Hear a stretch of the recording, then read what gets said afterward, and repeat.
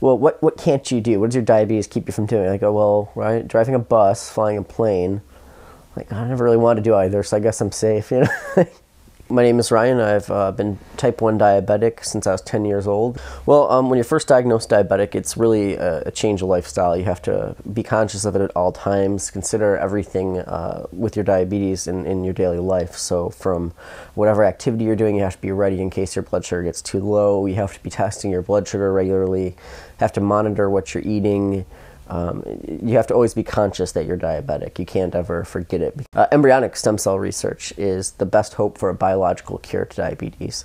So insulin is a treatment, but by no means is it a cure. And as much as our technology advances and we're able to better regulate blood sugar using insulin, it still doesn't get you out of the woods, as they say, for a lot of the complications that come from diabetes later in life.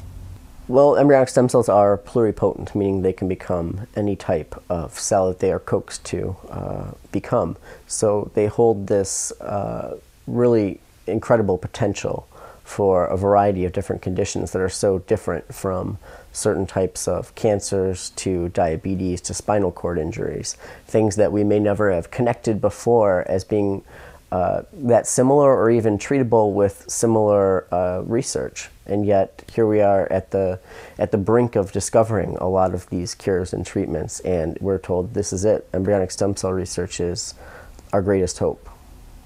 It's when they come to understand the actual potential and to really distinguish between cloning and the type of research that we want to see conducted that they realize that this really is the ethical decision to support embryonic stem cell research in Michigan. The thing I always come back to is that the very nature of scientific inquiry is to pursue all promising avenues.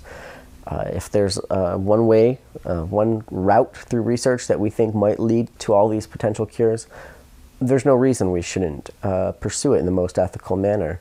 And especially here in Michigan, that should be happening here. You shouldn't have to go to China, where it's less regulated, to get some treatment. And when we have researchers here in the state that are experts on it and they're having to leave the state to do their research elsewhere, it just doesn't add up. Embryonic stem cell research has the potential to treat so many different illnesses and injuries and different conditions that we would be remiss to not pursue this opportunity to the fullest extent. It's ethical. It doesn't cost taxpayers anything. It's the right thing to do, and it has the greatest potential to help the most people. And that's why it's so important that people vote yes on Proposal 2.